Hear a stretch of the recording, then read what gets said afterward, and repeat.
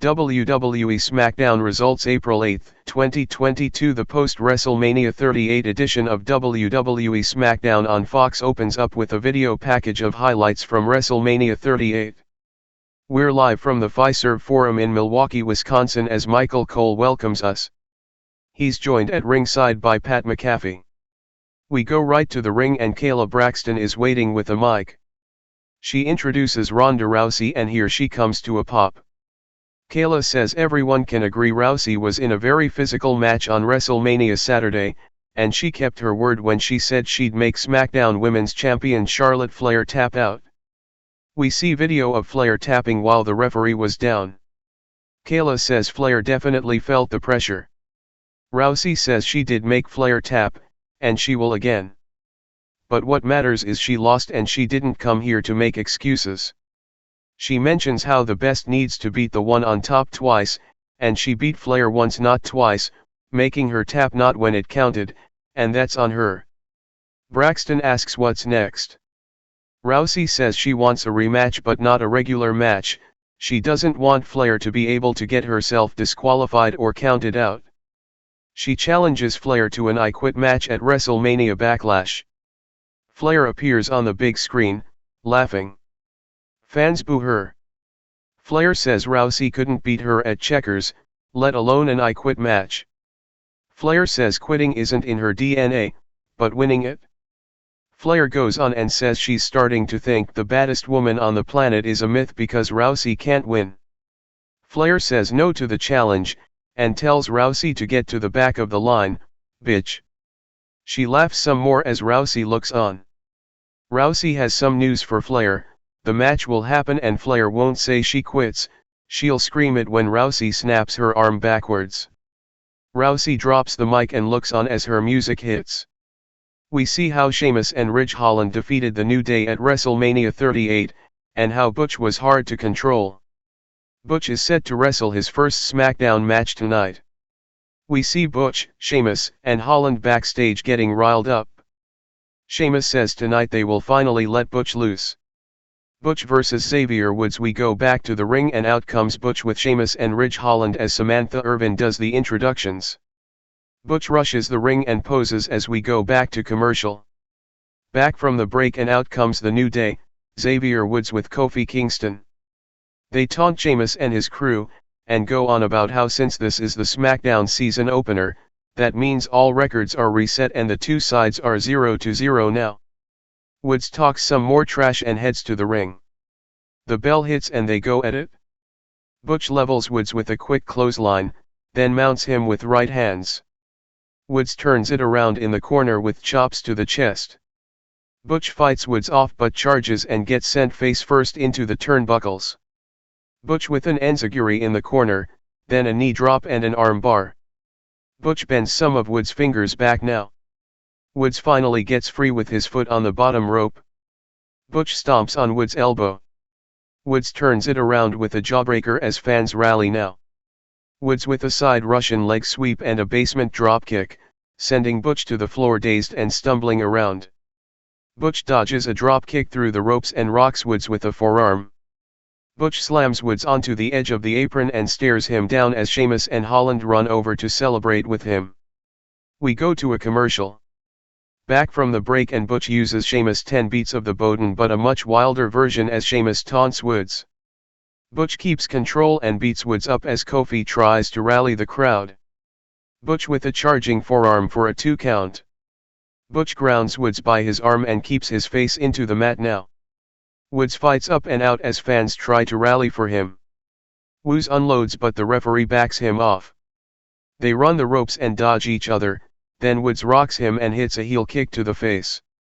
Butch blocks a suplex and rocks Woods in the side of the head. Butch sends Woods to the apron and they keep at it. Butch drops Woods with a big right hand in the middle of the ring after blocking a tornado DDT. Butch goes on for another close 2 count. Butch stomps away on Woods' head now. Butch charges with a running kick but Woods sidesteps and rolls him up for the pin to win. Winner, Xavier Woods. After the match, Woods quickly retreats to celebrate with Kofi at ringside as Butch seethes. We go to replays as the music hits. Sheamus and Holland try to hold Butch back as he snaps, slapping them both and then punching Holland. Sheamus and Holland yell at Butch and back him into the corner, finally calming him down. Still to come, a look at Sami Zayn's WrestleMania 38 loss. Back to commercial. Back from the break and we see stills from WrestleMania 38. Still to come, Roman Reigns is here to reveal what's next on the island of relevancy. Cole and McAfee send us to the DoorDash highlight of the night, which shows Sami Zayn's Anything Goes loss to Johnny Knoxville at WrestleMania 38. Zayn is backstage ranting to Adam Pearce now, asking how he let that happen to him. Zayn was supposed to get his revenge on Knoxville but instead had to deal with Party Boy and Wee Man, and a giant hand. Zayn goes on and says he's been reduced to a laughing stock now. Zayn wants his respect back. Zayn says the next person who walks through the door, he wants them in the ring. Pearce agrees. The door opens and it's Drew McIntyre. He stops and acknowledges them, then walks off. Zayn tells Pearce he wants the next person but Pearce says no, the match with McIntyre is official for tonight. Zayn says that's perfect because Drew is one of the toughest on the roster and when he beats Drew, he will get his respect back. A WWE crew member brings a letter to Pearce and he reads it. Apparently Ronda Rousey wants to meet with Pearce, but Pearce tells the crew member to tell Rousey he's unable to see her right now. Gunther vs. Joe Alonzo. We go back to the ring and Irvin introduces Ludwig Kaiser, who is standing on the stage with a mic. This is the former Marcel Barthel. He introduces who is the epitome of efficiency and elegance. He goes on, speaks in German, and then bills this person as the ring general. Barthel then introduces Gunther and out he comes. Gunther and Barthel are wearing bright red gear now. Cole hypes Gunther up and shows us a brief clip. Gunther and Barthel head to the ring as we go to commercial. Back from the break and Gunther is in the ring with indie star Joe Alonzo, who lost to Veer Mahan on WWE main event last month and worked 5 AEW dark matches in 2020.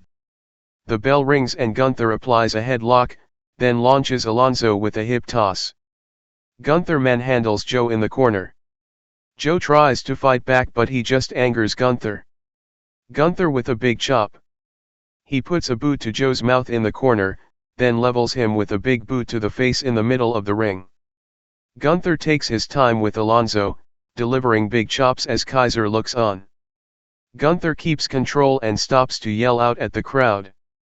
Fans apparently chant Walter, while Cole and McAfee say they are chanting Gunther, instead. Gunther goes on and dominates Alonzo, finishing him off with the powerbomb in the middle of the ring. Winner, Gunther. After the match, Gunther stands tall as the music hits. We go to replays. Gunther and Kaiser look on from the ring to end the segment. Kayla Braxton is backstage with Raquel Rodriguez, the former Raquel Gonzalez of NXT. Gonzalez says SmackDown has one of the most impressive female locker rooms in all of WWE, but she guarantees they've never seen anything like her. Los Lotharios interrupt and introduce themselves, Angel and Humberto. They welcome her to SmackDown and she thanks them. They want to give her the double kiss on each cheek but she tells them not a chance. They say it's her loss, then they walk off. Rodriguez asks Kayla if Los Lotharios are always this annoying. We get a look at how Madcap Moss won the Andre the Giant Memorial Battle Royal at WrestleMania SmackDown last week, and how Happy Baron Corbin took a loss to Drew McIntyre at WrestleMania 38. They will host Happy Talk next. Back to commercial. Back from the break and the ring is set up for a must-see edition of Happy Talk. Madcap Moss and Happy Baron Corbin have the mic. Corbin says this was supposed to be the happiest Happy Talk with a celebration for his win over Drew McIntyre, but that didn't happen. He's done a lot of self-reflecting on his yacht this week, thinking about what kind of man he is and has become. Corbin goes on and says there's only one man to blame for the loss, Moss. Corbin says never in a million years would he have lost to Drew if it weren't for Moss getting on the apron. Moss says he's sorry, he just felt so excited for Corbin.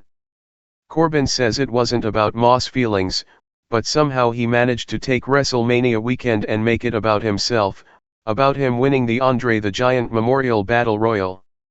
Corbin mocks Moss, but fans chant for him.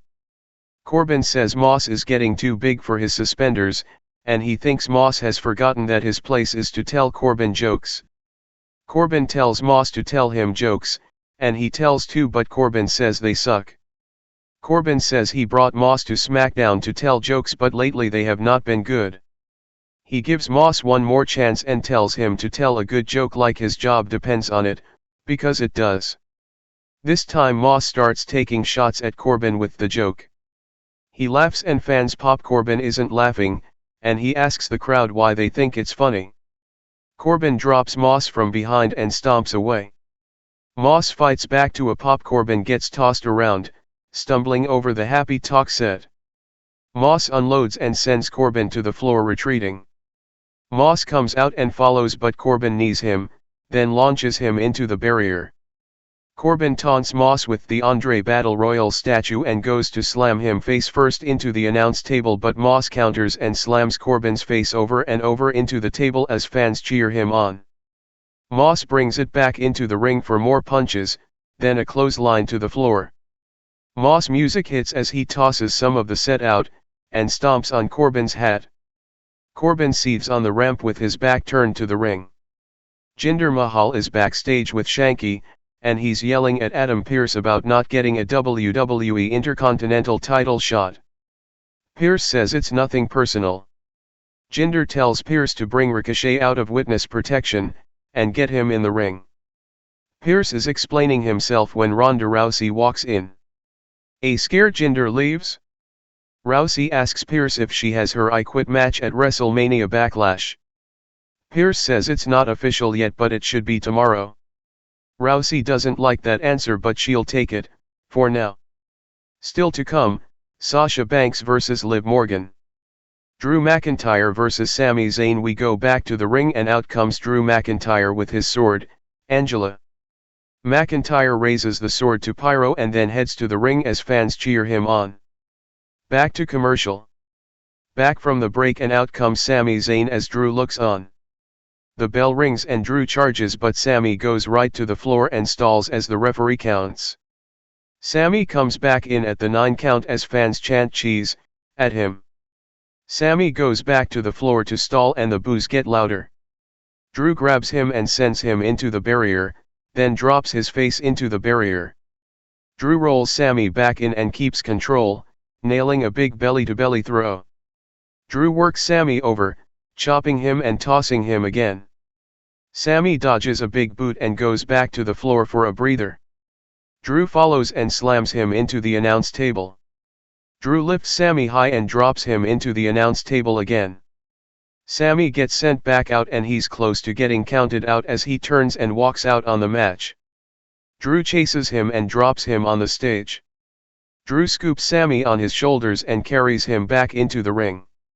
Drew poses on the apron as fans pop, and Sami stumbles around in the ring. Drew waits in the corner now as fans cheer him on.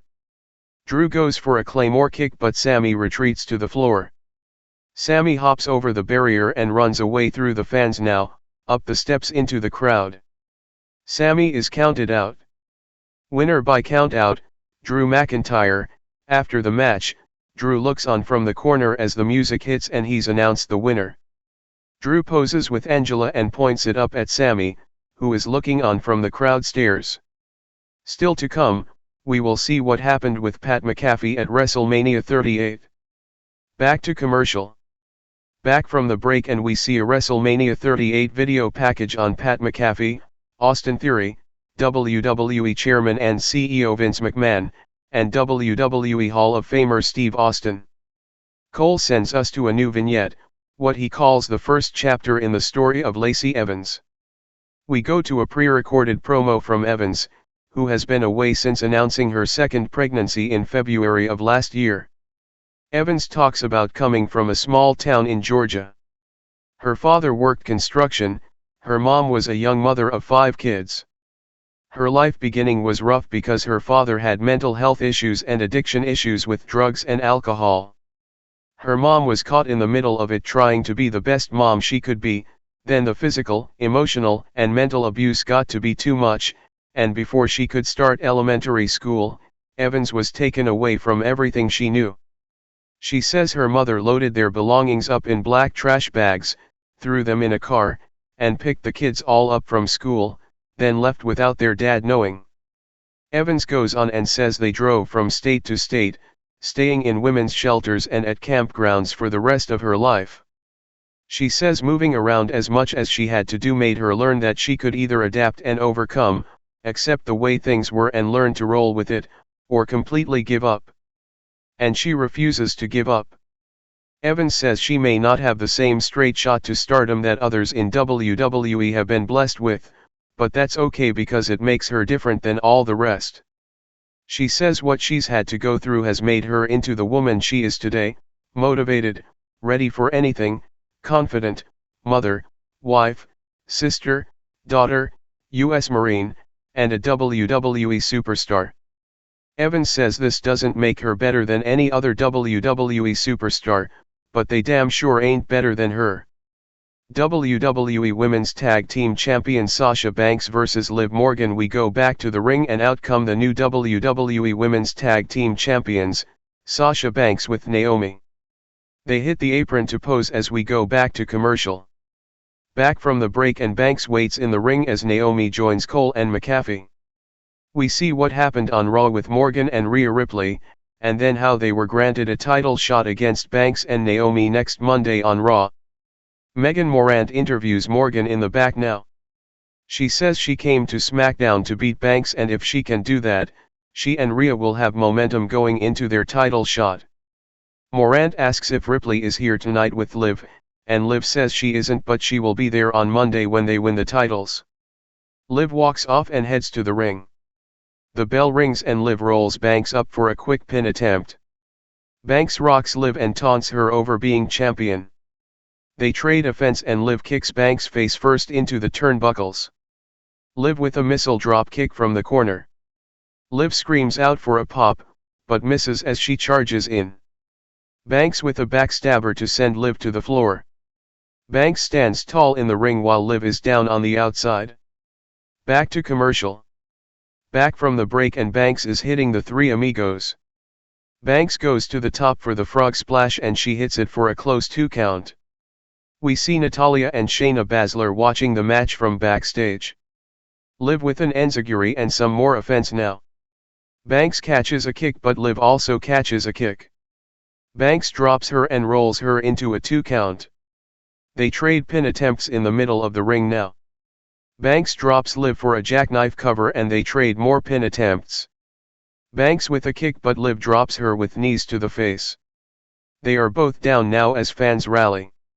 We see Baszler and Natalya watching again. Naomi also looks on from ringside. Banks and Liv slowly recover now. Banks blocks a shot but Liv blocks the backstabber. Liv with 2 big kicks to the head to send Banks down on one knee. Banks dodges Liv in the corner and then hits running double knees. Liv follows Banks and hits a high knee in the opposite corner. Banks takes Liv to the top and knees her. Banks with a superplex from the second rope but Liv hooks the leg on the comeback and holds her down for the pin to win. Winner, Liv Morgan. After the match, the music hits as Liv stands tall and heads to the floor to celebrate with fans at ringside. Naomi says that win means nothing. Liv makes her exit as Banks and Naomi look on. The announcers talk about Rick Boogs suffering an injury. We see his Instagram post and McAfee says he can't wait to see Boogs back on SmackDown. We go back to the ring and out comes the Bloodline, new undisputed WWE Universal Champion Roman Reigns, SmackDown Tag Team Champions the Usos, and Paul Heyman. They stop and pose, raising the gold in the air to a pop, and Pyro Cole shows us footage from the WrestleMania 38 main event when Reigns defeated Brock Lesnar. The Bloodline goes onto the ring as we go back to commercial. Back from the break and announced for next week is Drew McIntyre vs Sami Zayn, plus Jinder Mahal vs WWE Intercontinental Champion Ricochet. The Bloodline is in the ring now. Reigns finally speaks and calls on Milwaukee to acknowledge him. Reigns wants to let everyone in on something private, something he and his wise man discuss rather frequently. Reigns says it pains him to say that SmackDown and the WWE Universal title wasn't enough, so he went to WrestleMania, smashed Cowboy Brock, took Monday Night Raw, and took the WWE title. Fans pop for Reigns. Reigns brings up the next step for the tribal chief. He doesn't think he can really do much more, he's did it all, you know? But there's plenty left for the bloodline to achieve. Reigns says there was so many historical pictures and videos taken of them this week, and he couldn't but think that he saw his 2 titles, but he only saw his cousins with their 1 title each. Reigns says that's not enough. He recalls how he told GUSO a while ago that they'd elevate him to new levels of greatness, and there's only one way to do that. Reigns says it's time to unify the tag team titles. Reigns wants the Usos to go to Raw and bring him the Raw tag team titles. Get them for yourselves, because when you do that, you do it for the bloodline. Reigns asks if that's a deal, and the Usos are fired up. Reigns says there you have it, the bloodline will have all the gold soon. The music interrupts and out comes Shinsuke Nakamura to a pop. Reigns and the Usos look annoyed as Nakamura struts to the ring. Fans sing Nakamura's theme after it stops. Reigns says Nakamura doesn't have to say anything. Reigns understands how he feels because he lost his partner. You know the guy, Rick Boogs, says the crowd. Reigns says they lost Jimmy Uso to an injury for a year, so they know how Nakamura feels. Reigns is a compassionate tribal chief, and now that they have all the gold, the island of relevancy is full of love. Reigns wants to help Nakamura. He hugs Nakamura in the middle of the ring, and whispers something in his ear, but we can't hear it. Whatever Reigns said, it confuses Nakamura. Reigns then steps away and the Usos immediately drop Nakamura with a double superkick. The Usos stand over Nakamura and talk some trash, then turn to Reigns and tell him they have his back. The Usos go on about how they're now headed to Detroit, the site of Monday's Raw. The bloodline stands tall with the gold in the air as we go to a replay of what happened to Nakamura. The SmackDown after WrestleMania goes off the air with the bloodline standing tall in the ring, Reigns raising the WWE title and the WWE Universal title.